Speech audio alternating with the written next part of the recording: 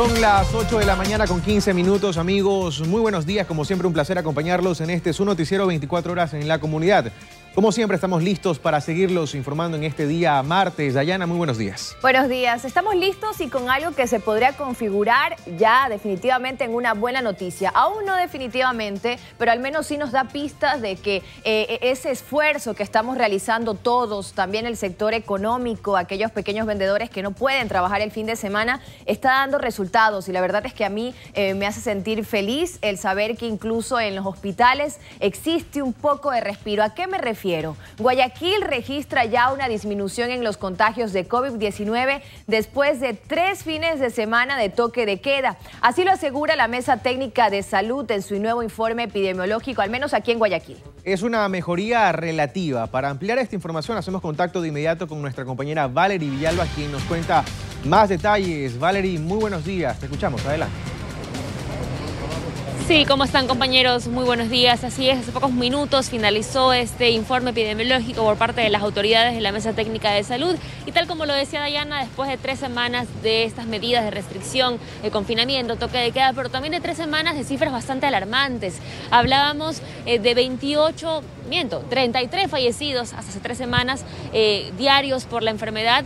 Esta cifra afortunadamente ha bajado. Ahora estamos hablando de 23 personas diarias que fallecen a causa del COVID-19. También en lo que respecta al número de contagios que semanalmente se registran aquí en la ciudad, también ha habido una estabilidad absoluta. Ese es el término que utilizaron las autoridades para indicar la situación en torno a esto. Es decir, que todavía hay un registro de 1.000 a 1.200 casos nuevos de COVID-19 en la ciudad, pero ha habido una estabilidad, que por supuesto tampoco quiere decir que hay que bajar la guardia porque son cifras aún altas. Habiendo dicho esto, también es importante ver qué se viene para más adelante, teniendo en cuenta que ya el 20 de mayo finaliza estas medidas, es decir, el toque de queda, pero hay que ver qué reajustes o qué decisiones se van a tomar en Guayaquil y también a nivel nacional. Por eso tenemos aquí a Alan Jacay, que es el director de riesgos del municipio de Guayaquil, también que forma parte de la Mesa Técnica de Salud. Alan, ¿cómo estás? Buenos días. ¿Cómo estás? Y la pregunta de cajón aquí es, se acaban las medidas de restricción, es decir, el toque de queda, ¿qué va a pasar con Guayaquil? ¿Se va a lo mejor considerar como parte del COE cantonal tomar ciertas medidas o extender esta solicitud también al COE nacional? Bueno, estamos esperando un poco cómo va a ser la transición de las autoridades en el COE nacional. En ese sentido, pues vamos a prestar la coordinación con estas nuevas autoridades, enfocándonos en la continuidad del control de la emergencia sanitaria. En ese sentido vamos a preparar un escenario en el cual dentro de las medidas ordinarias podamos mantener un control en estos escenarios de contagio. Ahora, vemos también cómo pasamos un fin de semana, podría decirse complicado, por ese día tan importante como es el Día de la Madre. Se pudo ver bastante movimiento, sobre todo el viernes, tráfico intenso hasta pasada las 8 de la noche, que era el toque de queda. También cifras importantes que se han manejado por parte del COE nacional, que el 40% de las incivilidades se registraron aquí en Guayaquil. Usted explicaba previamente en la rueda de prensa que eso tiene un factor interesante. Sí, básicamente hemos analizado esta situación. El número de incivilidades o reportes que se dan al ECU 911 Guayaquil no necesariamente reflejan el número de escenarios de incivilidades reales que se están dando. De hecho, estos escenarios, estas fiestas clandestinas, han disminuido. Por tal razón, y ya estando en estado de excepción, cuando se da una de ellas, la gente llama masivamente al ECU 911 Guayaquil y los números, las estadísticas comienzan a subir. A veces incluso hay hasta 10 llamadas, 15 llamadas por el mismo escenario. Y estos elevan justamente la estadística. Pero lo que hemos encontrado realmente es una disminución de estos escenarios, inclusive no solamente en cantidad, sino en intensidad. A veces 2, 3 personas que se reúnen con música alta y piensan que es una fiesta, y no es tal cosa. Estos escenarios han sido controlados pues, en su momento. Ahora, también, Alan, importante ya para cerrar esta pequeña entrevista aquí en este enlace en vivo para 24 horas, importante también recalcar la corresponsabilidad, porque si bien efectivamente está dando resultado un toque de queda, también otras medidas que se han tomado, ¿cómo hacer para que esto se mantenga? Porque lamentablemente es una cadena sin fin. Sí, efectivamente, las cifras que estamos manejando en este momento son alentadoras, pero están todavía muy lejos de lo que nosotros teníamos a mediados del año pasado, a inicios de año, en donde teníamos unos promedios de muerte sumamente bajos. Evidentemente no teníamos la interacción de estas nuevas cepas. Aquí lo más importante es que las personas continúen en el uso correcto del uso de mascarilla, no importa la cepa que esté presente. Si las personas utilizan las medidas de bioseguridad correctamente, no va a haber mayor problema y podemos continuar con la reactivación de la ciudad. Le agradecemos a Alan Jacay, del Departamento de Riesgos del municipio de Guayaquil, también que forma parte de la Mesa Técnica de Salud. Importante entonces la información que brindaba, se va a analizar qué es lo que pueda pasar en los próximos días una vez que finalice estas medidas de restricción, como el toque de queda, el confinamiento y demás. Importante también recordar las cifras que nos dieron aquí en el informe. De 28, de 33 fallecimientos, pasamos ahora a hablar de 23. La estabilidad en el caso del número de contagios también se ha estabilizado. Hablamos de 1000 casos semanalmente, una cifra igual alta y que básicamente se debe a estas variantes que también se encuentran en la ciudad de Guayaquil. La neoyorquina, la inglesa y también finalmente, como se mencionó hace pocos días, también la brasileña, que ha influido que también jóvenes ingresen con complicaciones en las unidades de cuidados intensivos. Así están las cosas, es una pequeña luz en torno a este panorama gris que ha habido hace varias semanas en la ciudad de Guayaquil, no para relajarse, no para confiarse, sino para mantenernos en la misma línea, seguir cuidándonos, seguir respetando las disposiciones de las autoridades, porque el objetivo que todos queremos es que esta epidemia ya finalice de una vez por todas y no tengamos que hablar ni de fallecimientos ni de contagios nuevos aquí en Guayaquil y en todo el país. Compañeros, ustedes tienen más. Doy paso a estudios. Buen día. Muy buenos días, muchísimas gracias por la información y también por la recomendación, ¿no? Porque es verdad, en este momento se está diciendo que existe una reducción de fallecimientos, pero son 23 fallecidos por día. Todavía es grave. Como se lo vea, si se lo ve de esta forma, a la magnitud de la que estamos hablando, pues la situación es complicada y nos queda aún una semana, un poco más de una semana, solo un poco más de una semana bajo confinamiento. Entonces tenemos que poner de nuestra parte. Algunas personas también estaban confundidas y pensaban que luego del 20 de mayo, pues ya íbamos a salir todos a aglomerarnos, como dice por allí algunas personas. No, desde el municipio de Guayaquil están planteando escenarios y podrían definitivamente marcar medidas, no tan drásticas como las de ahora, pero se podrían marcar medidas. Que no se malentienda, ¿no? El próximo 20 de mayo termina el estado de excepción, pero la pandemia continúa, entonces las medidas tienen que mantenerse en las familias para evitar los contagios que aún preocupan. 1000 contagios por semana no es poca cosa. 23 fallecidos diarios no es poca cosa. Hay que seguir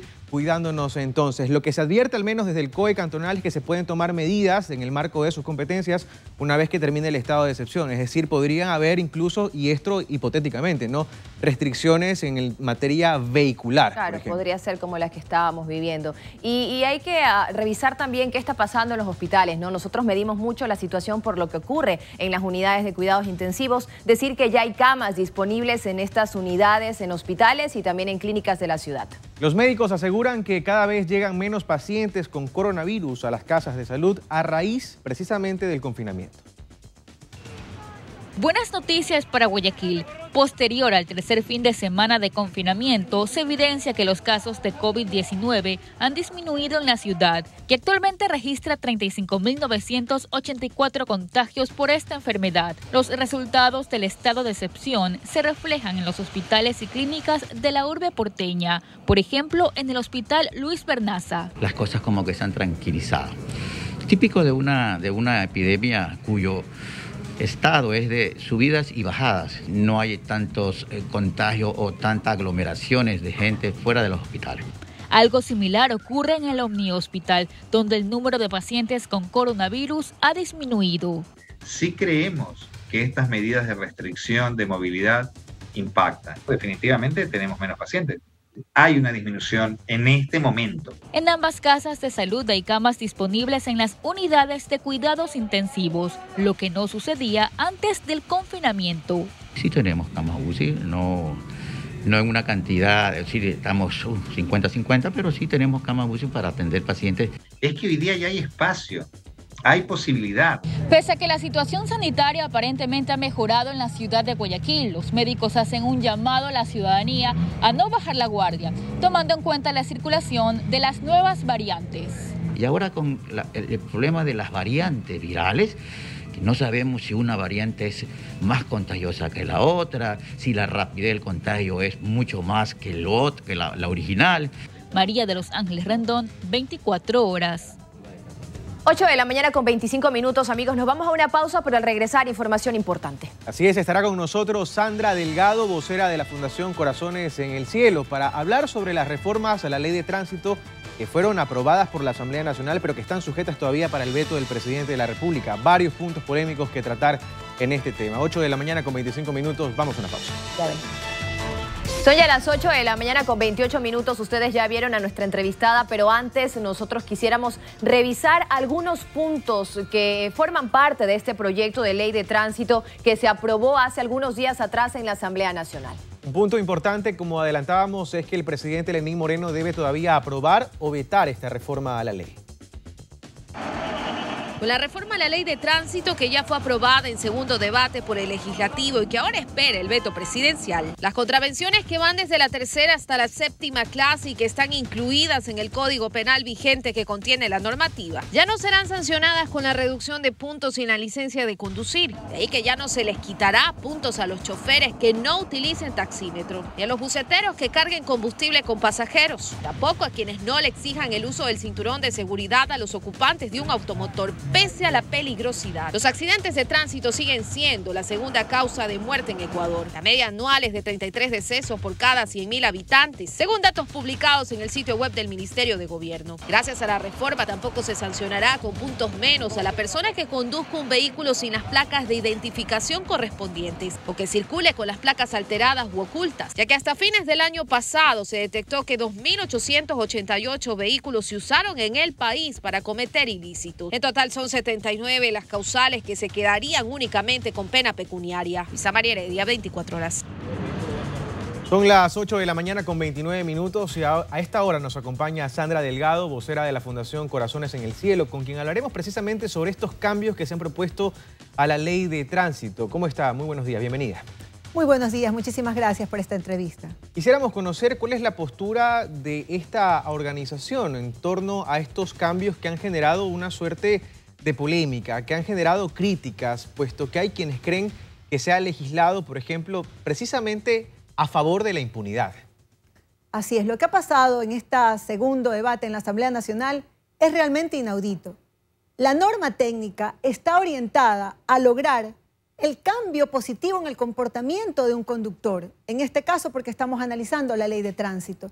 Y efectivamente, la norma debe de recoger la necesidad que tiene el ciudadano mediante la instauración de reuniones con mesas técnicas, con gremios, asociaciones, con las fundaciones que tienen que ver con el tema, con la ciudadanía en general, diferentes actores en base a las necesidades de la comunidad.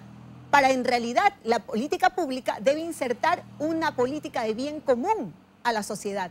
En estos casos no ha sido de esta manera. ¿Qué es lo que se pretende en esta ley? Modificar lo que tiene que ver con el restaje de los puntos en la licencia. Cuando usted recibe los 30 puntos en la licencia de conducir, viene a ser como una gratificación a todo el estudio, a toda la experiencia que usted tiene. Y usted debe de cuidar cada uno de esos puntos. Usted es la persona como conductor o como conductora que debe velar por ello. Lo que hace la norma de tránsito en este caso es decirle, cuidado, aquí usted tiene sus puntos y si usted comete de tal a tal contravención, usted va a tener una cercenación de los mismos. Pero en este caso no se da por ello, sino que solamente se va a conservar lo pecuniario. ¿Qué pasa con los grupos más vulnerables de la sociedad? Los niños, las personas de la tercera edad, las personas embarazadas, las personas que tienen una discapacidad física, las personas especiales. Lograron un pasaje preferencial para lo que tiene que ver con el transporte público. Hoy en día, si decide el señor conductor cobrarle o no, eso ya solamente va a ser pecuniario. Lo mismo cuando estos mismos grupos vulnerables de la sociedad, los niños, las personas de la tercera edad, las personas con discapacidad física, las personas con capacidades especiales, tampoco si alguien decide estacionar su vehículo en las rampas de libre acceso para ellos o en los sedes del No le paso, restan puntos. tampoco le van a quitar los puntos. Sí, entonces, esto va a significar como que prácticamente se está haciendo un buen trabajo. Claro, precisamente eso, quisiéramos ir revisando los casos que más llaman la atención, ¿no? Yo les voy a describir algunos. A mí me ha llamado mucho la atención que ya no se resten puntos a quien conduce con el celular en la mano. Ya no se le restan puntos a quien no obligue a poner cinturón de seguridad, y eso antes era los conductores, ni tampoco a quienes conduzcan con placas adulteradas. Ustedes que llevan un registro de estos casos, me invento y le consulto, ¿será que nos estamos comportando bien y que ya no estamos haciendo este tipo de cosas? O dentro de sus registros, ¿cuáles son las infracciones que más cometemos por las que ahora se les da este regalo a los conductores y no se les va a restar puntos? Mire, el único bien que nosotros tenemos es la vida. Esta ley se va en contraposición de la vida. La mayoría de los siniestros de tránsito, ¿por qué se ocasionan? Se ocasionan por lo que usted acaba de decir hace un momento, porque la persona conducía mientras mensajeaba o hablaba por el celular. Los accidentes de tránsito se dan porque la persona que también se reforma en la ley ya no le van a restar puntos si excede los límites de velocidad, que son negligencias que dan como consecuencia un siniestro de tránsito. El apagar el motor en una pendiente tampoco ya le restará puntos. O el que usted ya no tenga, respete el derecho de vía preferencial a un peatón, o que le respete el derecho de vía preferencial a un ciclista, tampoco ya van a restar puntos. El que usted obstaculice la ciclovía, tampoco van a restar puntos. El que las personas puedan llevar en su vehículo de transporte público exceso de personas que vayan al estribo, que sean llevadas en el balde de una camioneta, en los parachoques de los carros.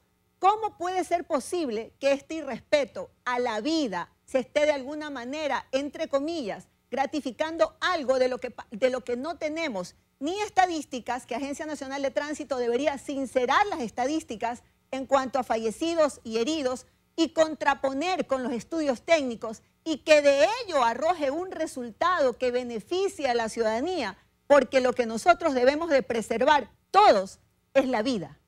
En este momento, ¿creen ustedes que se ha puesto entonces precio a la vida con estas reformas? Sabemos que no fueron escuchados en esta comisión ocasional que se formó para tratar este proyecto. ¿Van a pedir que quizás al presidente de la República que se vete esta ley enteramente? Por supuesto. Los asambleístas cometieron algo inaudito al aprobar en segundo debate esta ley que atenta fundamentalmente con el derecho primordial del ser humano, que es la vida. En estos momentos está en manos del señor presidente. Señor presidente, a veces durante todo el partido no nos ha ido tan bien, pero al último tenemos justamente la oportunidad de anotar. Anótese ese gran gol, anótese por la vida. Y al futuro presidente Guillermo Lasso, un compromiso con la vida. La mayoría de los siniestros de tránsito, por eso se llaman siniestros, porque pudieron ser evitados. Se dan por conducir con exceso de velocidad, por hacerlo mensajeando o hablando por celular, por hacerlo cuando usted estaba en estado etílico, por hacerlo sin el cinturón de seguridad. Y esas mismas cosas en este rato se los está tirando de un plumazo abajo. Que el compromiso para el nuevo gobierno sea para la vida, que sea para crear Consejo Consultivo Técnico de Seguridad Vial, un gran Consejo Nacional de Seguridad Vial, fortalecer de pronto el Ministerio de Transporte y Obras Públicas, que también es de seguridad vial, y que se inicie una gran campaña por la vida. Usted decía, la Agencia Nacional de Tránsito lamentablemente no maneja cifras sobre el tema, no maneja estadísticas, y eso es lamentable porque estamos hablando no sabemos sobre lo que estamos hablando. También me imagino que el tema de la pandemia ha de dar cifras positivas para ellos, ¿no? Para decir que existe una reducción. Pero ¿cuál es la realidad de lo que se está viviendo en las vías? A veces somos muy coyunturales y solo nos centramos cuando hay accidentes terribles que salen en los medios de comunicación. Pero ¿qué está pasando en las calles? ¿Cómo nos estamos comportando? ¿Qué cifras ustedes manejan? Bueno, hay que recordar también que cada cifra, que cada estadística es un ecuatoriano que perdió la vida a consecuencia de una negligencia que pudo ser evitada, de una impericia que pudo ser evitada. Hasta el 2019, que fueron años corridos que no teníamos una pandemia, más de 2.000 ecuatorianos perdían la vida en las vías y carreteras de nuestra patria. Y a consecuencia de una negligencia, a consecuencia de una impericia. En el año 2020, que de pronto, no sé si de pronto, puede ser que de allí ellos estén sacando la data, cosa que no puede ser así, donde estuvimos encerrados prácticamente 7, 8 meses, obviamente hubo una reducción aparente del 60% de la siniestralidad vial. Pero ese 40% que quedó es una cifra realmente altísima, que después de confinamiento, después de que no podíamos salir, igual se mantuvo la muerte en vías y carreteras. Y no solamente la muerte, Dayanara, es que hay personas que quedan heridos y hay personas que quedan con discapacidades de por vida. Eso se tiene que analizar, chicos jóvenes, que ellos perdieron todo y hoy en día tienen que estar postrados en una cama o en una silla de ruedas. Esa es la realidad detrás de un siniestro de tránsito. Entonces, realmente en este año todavía no, por eso hay que cristalizar, hay que sincerar las cifras y realmente analizar técnicamente, estadísticamente, por qué son con estudios que nos permitan ver la mortalidad y la morbilidad producto de un siniestro de tránsito. Eso es lo que se necesita para allí establecer políticas públicas. No parches como esto de aquí, que así es realmente inhumano, sino políticas públicas de fondo, que es lo que necesita nuestra patria. Sandra Delgado, vocera de la Fundación Corazones en el Cielo, gracias por estar con nosotros esta mañana. Muchísimas gracias. La verdad es que nosotros incluso como periodistas lo hemos hecho público, ¿no? Realmente no se entiende cómo una asamblea que ya está de salida aprueba algo como esto, que nos sorprende a todos, porque somos peatones y conductores y somos testigos del comportamiento de los supuestos transportistas profesionales. Realmente aquí se necesita alguna explicación o una postura por parte del presidente de la República. 8 de la mañana con 39 minutos. Nos vamos a una pausa. Esperaremos ese pronunciamiento entonces. 8 de la mañana con 39 minutos. Vamos a una pausa, ya volvemos con más. Informe en vivo. 8 de la mañana con 45 minutos, el pan que sí va a aumentar de precio, ya lo han dicho, son imágenes a esta hora. Hay que decir que los ciudadanos acuden con normalidad a comprar el pan, pero que sí hay expectativa por el alza del precio de este producto mañanero de desayuno de todos. Desde el 24 de mayo, Alex Vargas está allí, ustedes ya lo vieron. Hasta acá huele ese rico pan y sí, en efecto hay expectativas por el incremento de 12 centavos a 20 centavos. En total va a incrementar 8 centavos a partir del 24 de mayo. Hay algunas panificadoras que no se van a acoger a este alza. Alex Vargas nos amplía la información. Alex, muy buenos días. Adelante, tú sigues. ¿Qué tal? Qué gusto, mi estimado Carlitos, Dayana. Oiga, que vale siempre hacer la pregunta, ¿no? Carlitos, ¿cómo le gusta a usted? ¿De sal, de dulce? De sal, por favor. Mixto? ¿Cómo le gusta? De sal. Mire usted. Sí, siempre de sal. Ah, de sal. Enrollado. Espero que si usted consume mucha sal, no le afecte mucha sal. Enrollado para el encebollado. Oiga, esta situación del alza del pan, la materia prima. Estamos en el norte de la ciudad de Guayaquil, precisamente en el sector de Samanes 2, en la avenida Francisco de Orellana y Francisco Rizo y la Isidro Ayora, una panadería muy reconocida, por supuesto, el saber de que John Martínez, el propietario, dice, ante esta situación siempre ve el bolsillo del cliente, tomando en consideración a 20 centavos.